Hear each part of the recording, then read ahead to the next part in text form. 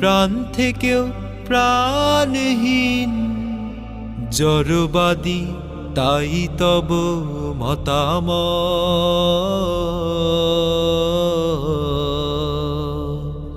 জড়বাদী তাই তব মতামত। আমাকে যখন কেউ প্রশ্ন করে, শান্তির সন্ধানী মানুষের মিছিল ওই শান্তির সন্ধানে ঘুরে ঘুরে, খোদাহীনতার চোখ ঝলসানো রূপ দেখে সেই দিকে চলে গেল অগোচরে।